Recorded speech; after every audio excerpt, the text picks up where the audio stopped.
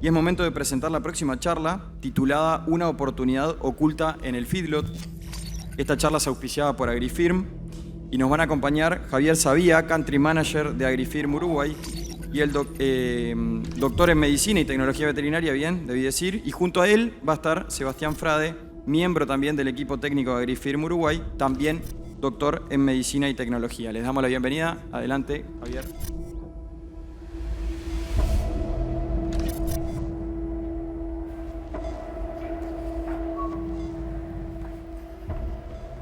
Bueno, buenos días. Antes que nada, por supuesto, un agradecimiento a la empresa ADP y especialmente a la familia Guibu, Marcos y Matías, que no solamente nos invitaron, sino participaron activamente en la construcción de esta presentación. Felicitarlo también porque 10 años de mantener un evento de estas características es realmente un desafío. Así que bueno, muy contento de poder estar hoy con ustedes presentando este trabajo. Muchos de ustedes estuvieron el año pasado seguramente en la actividad de la ADP Zone y el tema central era conectando con los propósitos. Y Sofía nos comentaba el año pasado que un propósito o los propósitos es la combinación del sentido que tienen las cosas más la pasión que agregamos en llevar adelante esas cosas. La verdad que nosotros salimos muy motivados con la presentación del año pasado con nuestro equipo de Agrifirm. Hicimos como una especie de retiro espiritual en una chacra y bueno, empezamos a trabajar cuál es nuestro propósito. La verdad que surgieron un montón. Uno de ellos que identificamos es salir constantemente de la zona de confort. Y suena un poquito cliché, pero en realidad es un concepto bien importante. Y así como lo comentaba Nahuel, salir de la zona de confort requiere de mucho compromiso, dedicación, valentía, trabajo. Porque es salir de lo que nosotros conocemos y controlamos a una zona desconocida, algo nuevo, incertidumbre, podemos fallar. Entonces, realmente nuestro propósito se delineaba en ese sentido. Pero eso hay que bajarlo un poquito más a tierra, porque queda bastante amplio. Y lo que conectamos también fue con el propósito que dijo el doctor Di Constanzo que tenía el año pasado, cuando fue orador en el ADP Zone, que es conectar la investigación básica con lo que termina siendo productivo para cada uno de los que emplea esa investigación. O sea, de la investigación a la realidad. Entonces empezamos a transitar ese camino. La primera pregunta es, entonces, ¿cuáles son las principales variables que hacen al negocio del corral? Vamos a seguir bajando de los conceptos de grande a más chiquito para ver qué podemos gestionar desde nuestro lado. Este trabajo que desde O'Connor, casi 30 años, lo que estableció fue que hay unas 12, 13 variables. Las primeras 4 son las más relevantes y lo interesante de esto es que si bien hace 30 años se construyó este modelo, siguen siendo las mismas, son rígidas. Nosotros hoy no vamos a hablar de precio de compra ni precio de venta, sí vamos a tratar de agregar valor en lo que es la variable eficiencia de conversión. Y no vamos a hablar específicamente del precio del grano de maíz, porque nosotros no tenemos injerencia sobre eso, pero sí cómo podemos también agregar valor al maíz que compramos.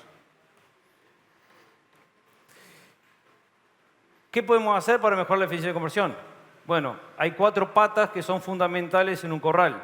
Las instalaciones, los animales, y dentro de los animales también tenemos conceptualizado lo que es sanidad del ganado, el manejo, y hoy específicamente vamos a hablar de uno de los pilares específicamente de la dieta. Dentro de la dieta lo que sabemos es que la eficiencia de conversión está afectada por la relación forraje concentrado que proveemos a esos animales, el tipo de grano y también el procesamiento que nosotros aplicamos a ese grano. La tecnología que nosotros tomamos sobre ese grano tiene efecto sobre la eficiencia de conversión. Y sobre ese punto también vamos a trabajar más específicamente en esta presentación. Esto es un desafío porque voy a tratar de resumir un tema bien complejo, de forma sencilla y en una diapositiva, pero es la base para entender todo lo que va a mostrar Sebastián después en su presentación. Un grano de maíz tiene más o menos 70% almidón y el número 70 es orientativo porque más o menos el 70% en base seca de una dieta de feedlot es maíz. Así que el 70 es bastante orientativo. ¿Por qué nosotros alimentamos maíz al ganado? Hay que recordar siempre que en realidad cuando nosotros alimentamos maíz o cualquier otro ingrediente a un rumiante, no estamos alimentando el ganado directamente, sino que su mayor parte alimentamos a las bacterias que viven dentro del rumen. Estas bacterias van a tomar todos los alimentos y los van a transformar en energía y proteína de alta calidad y de eso se va a nutrir, en definitiva, el ganado. Cuando nosotros alimentamos maíz, lo que generamos es una fuente de energía que es un ácido graso volátil que se llama ácido propiónico. El ácido propiónico se absorbe a la sangre por la pared del rumen y va al hígado. Y en el hígado se transforma en glucosa. La glucosa es el principal precursor o es el principal driver para generar altas ganancias de peso y también, como decía recién Daniel, es el principal precursor para generar una buena calidad de carcasa. O sea, el marmoreo, el veteado, la grasa intramuscular que nosotros generamos en el ganado viene principalmente a través de este circuito metabólico. Está buenísimo. ¿Y ahora cómo hacemos para llevar esto a algo que sea medianamente sencillo de medir? Esa fue la pregunta. Por suerte, siempre hay gente inteligente que se adelanta y nos da la información. Este es un trabajo muy icónico, referenciado de Journal of Animal Science, que lo que muestra es que la digestibilidad del almidón se puede estimar a través de esta ecuación de regresión si nosotros medimos específicamente cuánto almidón quedó en la materia fecal. O sea, si nosotros medimos cuánto almidón hay en la bosta, podemos, a través de esta ecuación de regresión, estimar cuál fue la digestibilidad de ese almidón. ¿Ah? ¿Por qué es importante esto? Porque la digestibilidad del almidón, que la podemos medir a través de la concentración de almidón que hay en la bosta, como muestra este trabajo, a medida que el almidón fecal disminuye, la eficiencia de conversión mejora. Este es un trabajo bastante reciente, hay muchos trabajos similares y acá lo que se muestra es qué tecnología aplicamos sobre el maíz. En este caso usó maíz entero, maíz quebrado seco, maíz húmedo o roleado al vapor. Lo que muestra acá es que a medida que se cambia de entero a quebrado húmedo, el almidón fecal, o sea, la cantidad de almidón que termina en bosta, por lo tanto el almidón que se digiere es mejor y esto afecta de forma significativa y estadística la eficiencia de conversión. Entonces, lo que yo le estoy contando ahora fue el por qué nos incursionamos en este tema y el qué hicimos es lo que le va a contar Sebastián en su presentación.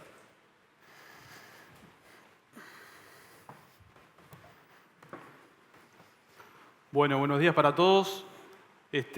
A mí me toca contarles el relevamiento que hicimos este año a nivel del sistema de confinamiento. Cuando nos surgieron estas interrogantes, lo primero que dijimos, bueno, vamos a ver qué está pasando en nuestros sistemas. Buscamos en la bibliografía y poca cosa había. Entonces dijimos, bueno, vamos a medirlo nosotros.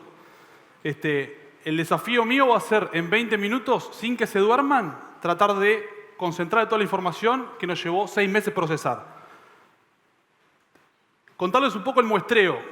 Llegamos a 31 corrales, 31 feedlot de terminación, que tenían un rango bastante amplio de cantidad de capacidad instantánea instalada, de 14.000 animales a corrales de 500 animales, en 12 departamentos, y al momento que nosotros hicimos el muestreo, tenían 86.000 animales encerrados. Este trabajo lo hicimos desde marzo hasta agosto.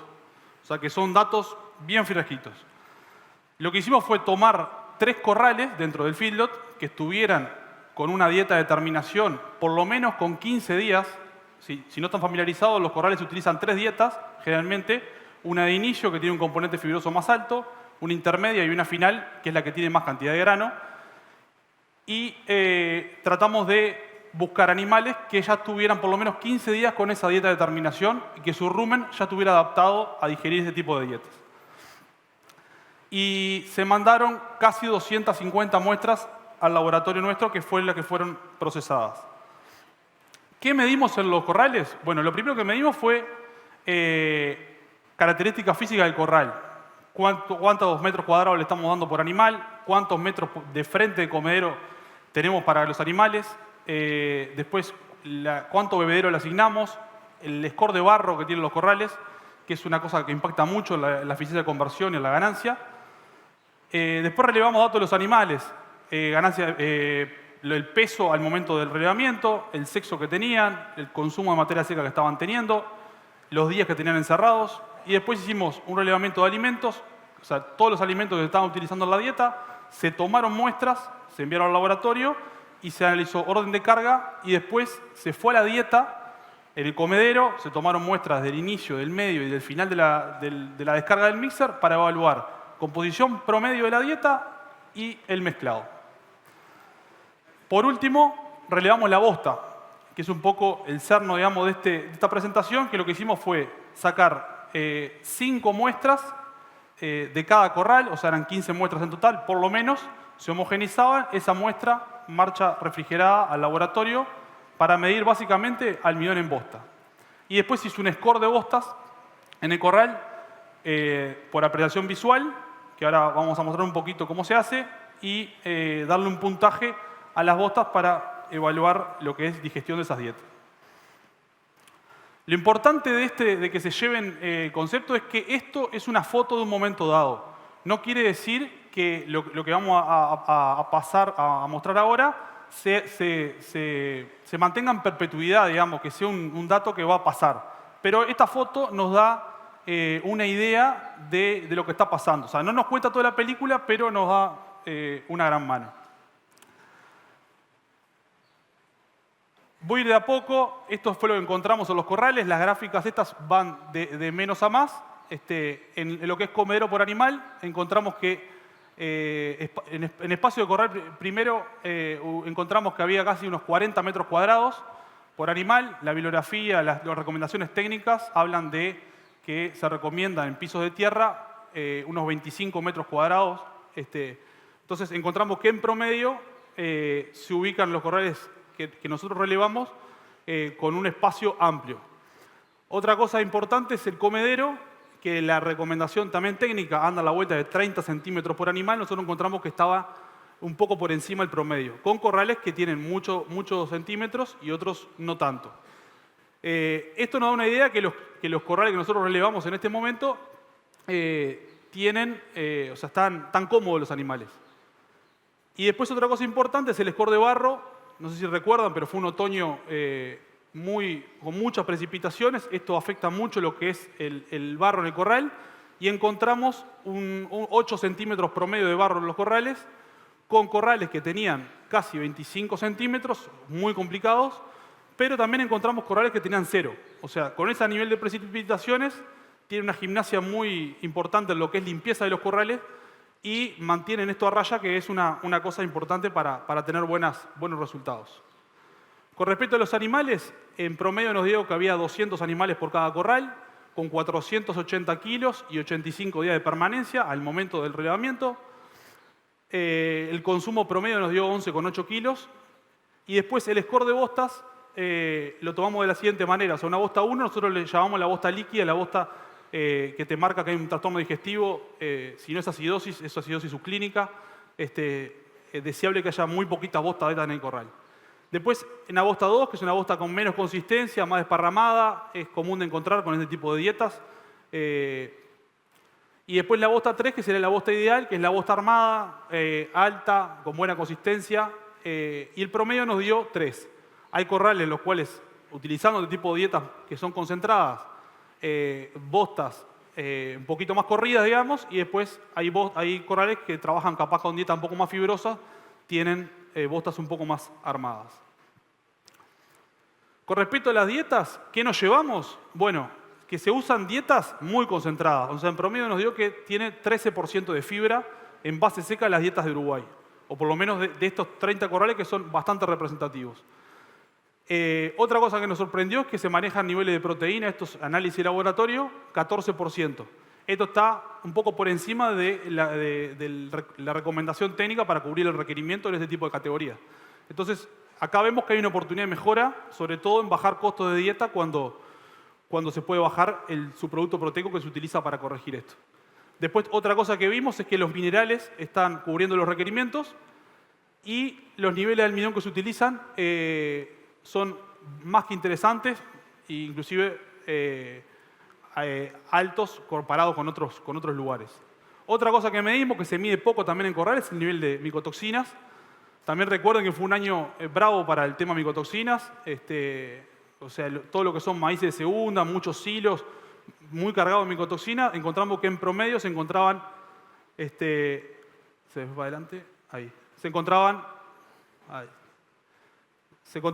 bien. Y algunos corrales con algún problemita en aflatoxina y DON, los menos, lo que más se vio, un 20% de los corrales tenían un poco por encima del límite máximo recomendado para selarinona. Pero en general estaban bien y los que tienen algún problema lo solucionan con secuestrante.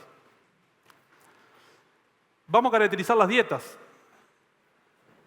De las 33 dietas que vimos, el 30, por eso nos concentramos en el maíz, 30 de las dietas utilizaban maíz y 3 dietas no utilizaban maíz. Cuando nos empezamos a seguir metiéndonos un poco más de doble clic, vemos que de las que tienen maíz, 20 tienen el maíz bajo forma de grano húmedo y 10 lo tienen como grano seco. Y cuando seguimos metiéndonos un poquito más, de estas 20 con grano húmedo, 10 tenían solamente grano húmedo, como concentrado energético en su composición, y otras 10 lo combinaban con algún otro grano, que podía ser cebada, sorgo, trigo, alguno avena. Entonces es bastante variado. Y después con respecto a las bostas, no sé si están familiarizados, han recorrido algún corral, se ve tanto este tipo de bostas, que vemos mucho grano, o potencialmente grano, porque una cosa que nos preguntamos a veces si es grano realmente o es solamente la cubierta del maíz y el almidón ya se lo digirieron. O también hemos visto estas bostas que son muy lindas, pero cuando lo vemos a trasluz en una mañana, por ejemplo, se ve que brillan, eso es almidón. Entonces, una cosa que nos preguntábamos era, bueno, ¿cuánto es el almidón que tiene esta bosta? Bueno, vamos a medirlo. Se toman las muestras de los animales cuando recién lo bostean. Y esto fue lo que encontramos. En promedio las bostas de este relevamiento, de los 30 corrales, nos dio que tenían 14% de almidón. Eso es una digestibilidad del almidón del entorno del 82%. ¿Y cómo referenciamos esto? Yendo a la bibliografía, reporta que cuando tenemos menos de 10% de almidón en bosta, estamos ok, estamos bien. Cuando tenemos entre 10 y 20, hay oportunidad de mejora. O sea, hay cosas para hacer para reducir esa cantidad de almidón.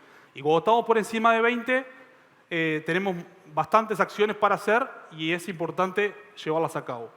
¿Qué encontramos? Hay un 27% de los corrales que tenían por debajo de 10, 55% entre 10 y 20 y casi un 20% estaban por encima de 20% de almidón. Entonces cuando vimos esto dijimos, oh, ¿y qué hacen los que menos pérdida tienen? Vamos primero a ver cómo monetarizamos la pérdida, porque esta pérdida, decimos, está 14%, y bueno, ¿cómo la llevamos a plata, que es la que duele? Esto es un ejemplo, solamente para que entiendan cómo fue el razonamiento lógico. Si el laboratorio nos dice que estamos perdiendo 12% de almidón, tenemos 12% de almidón en nuestra bosta, y nos dice que tenemos 85% de digestibilidad, estos dos datos son de laboratorio, lo que me resta ahora es hacer una cuenta, porque sabemos que el almidón no se digiere 100%, es imposible. Lo máximo que se digiere es 96,4. Entonces, si yo resto esto a la digestibilidad que me dio, me dice, bueno, yo estoy dejando sin digerir 11,4. Síganme que esto es lo más difícil de la presentación.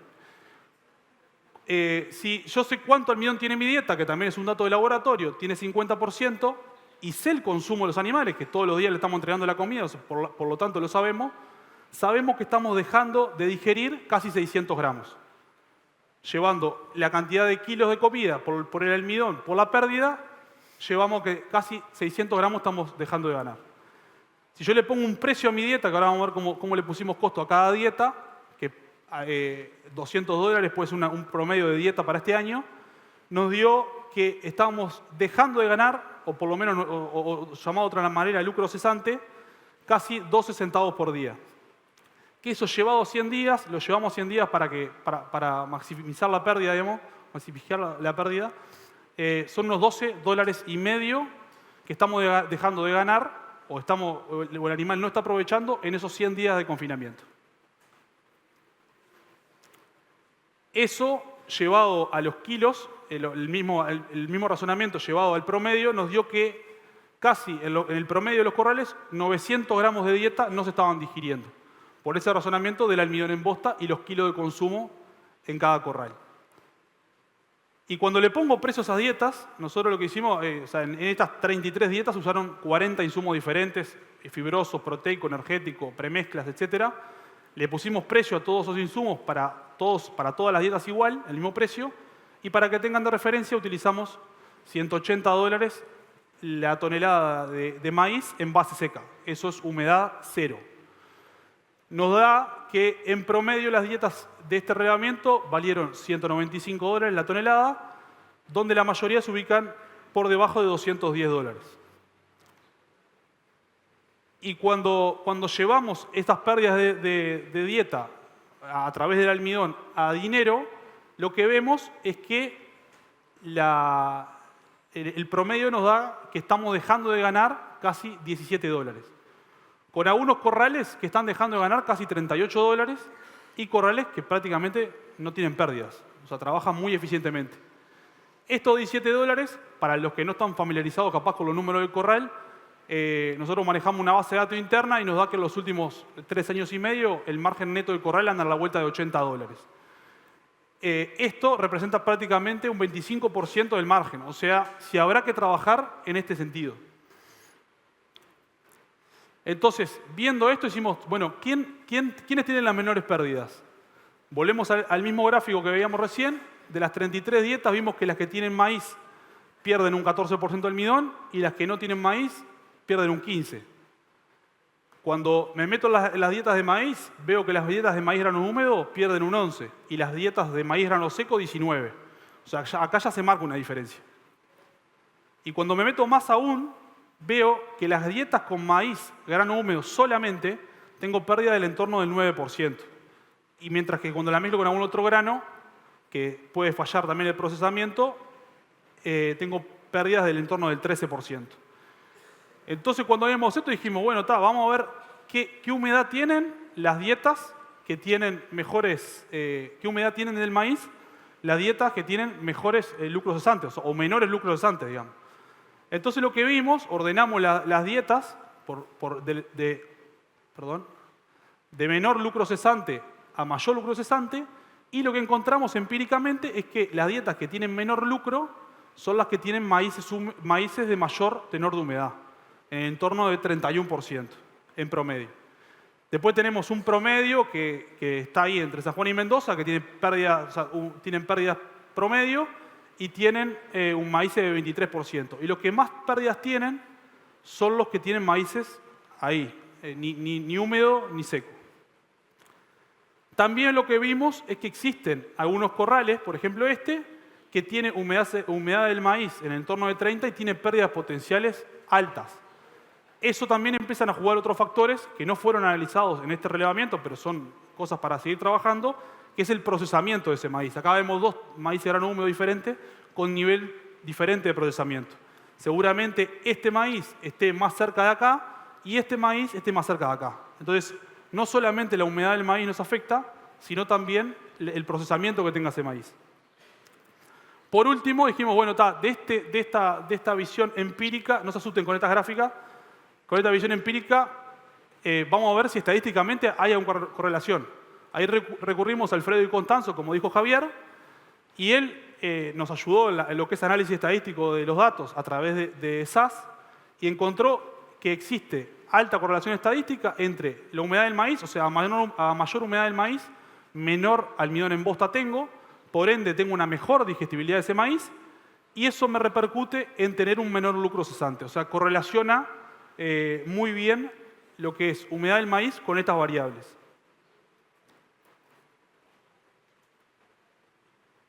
Para ir finalizando, y estamos muy bien de tiempo, estas son 4 ítems que nos llevamos grandes de este relevamiento y de este trabajo. Es que primero, estas pérdidas que nosotros potenciales que vemos, no es que esté tallado en piedra. O sea, no es que nos va a pasar eso los 100 días de encierre, porque inclusive hay un corral que yo no lo mencioné, que lo muestramos 3 veces en el periodo de confinamiento y vimos que esas pérdidas fueron variando.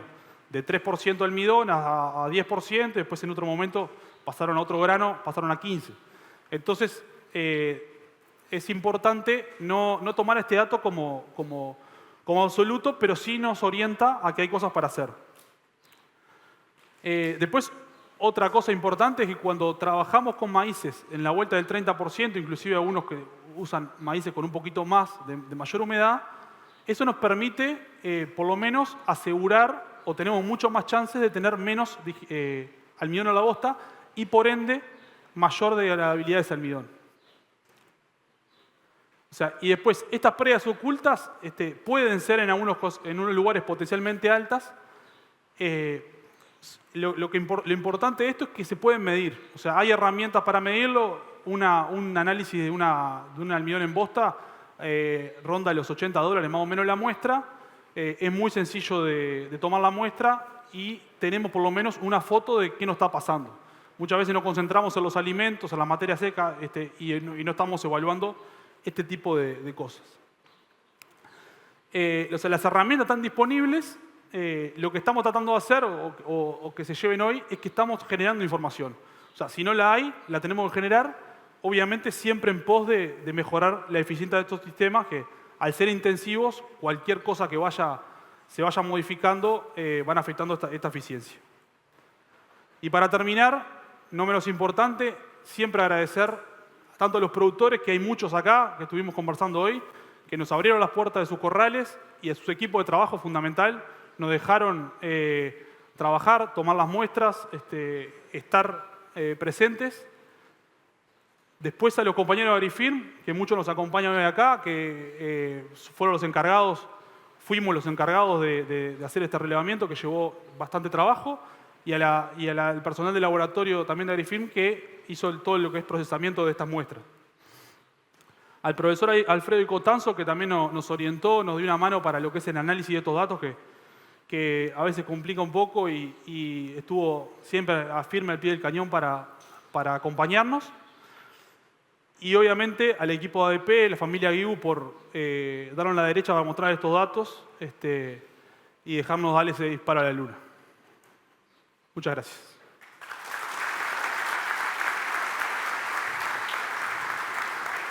Bueno, no los quiero cansar, pero un poco me parece que lo que vimos ahora es el espíritu de esta actividad, donde dijimos que está muy bueno crear el futuro, está muy bueno trabajar sobre las cosas que podemos hacer. Y cuando ellos comentaban que se inspiraron en la reunión del año pasado para hacer este trabajo y muestran el trabajo, nosotros como empresa ya empezamos a pensar cómo podemos aprovechar mejor esta información. Y ustedes habrán visto ahora al final que deberíamos usar en los corrales el maíz húmedo, no ponerle que tenga restricciones el análisis y eso, pero como que eso es mejor. Y uno empieza a atar, digamos, a agregar valor con relación a las charlas que estuvimos antes y pensamos en que probablemente si dejamos de hacer soja sobre soja como algo tan intenso, tengamos 10%, 15% más de productividad en soja. Y para dejar de hacer soja sobre soja habría que poner sorgo o maíz en un verano por medio. Y para hacer maíz en un verano por medio vamos a tener más producción de maíz, vamos a necesitar estos sistemas para consumir el maíz. Y parece bastante lógico que ese maíz lo tengamos que consumir húmedo porque ahora nos mostraron que es mucho más eficiente. Pero ¿qué pasa? Y si cosechamos temprano también, vamos a poder hacer vicia, vamos a poder acumular más nitrógeno, vamos a tener nitrógeno biológico en el suelo, balance positivo. Pero el tema es que hay un riesgo enorme en guardar el maíz en grano húmedo en los corrales si uno no tiene el negocio que sigue, que es engordar esos animales y está integrado con la industria que lo procesa y que sabe que lo va a consumir. Entonces un poco lo que yo quería apuntar es todo lo mejor que se pueden hacer las cosas, la cantidad de lugares donde hay ganar en una cadena de valor si hay flujo de información, transparencia, se comparte información. Por supuesto que hay otros caminos, pero el que a nosotros realmente nos interesa es el de esta propuesta donde, imagínense que si ustedes tienen un corral y tienen cerrado el tema de quién les va a comprar los animales, se van a animar a poner, no sé por qué hace ruido un poquito, a poner los animales o a poner el maíz todo en grano húmedo, van a bajar muchísimo la presión en el sistema, van a generar más productividad, va a ser más eficiente todo el modelo. Y si no tienen esa parte, probablemente terminen cosechando maíz, secándolo y guardándolo de una manera para capaz después reprocesarlo con menos eficiencia. Entonces, la idea es de vuelta, la visión desde la altura, no sé si desde la luna pero la visión de conjunto, la visión de cadena, aunque uno no esté en todos los negocios, es muy importante y realmente genera muchísimo valor para un ecosistema agropecuario que lo necesita para competir. Y eso era un poco la reflexión. Muchas gracias.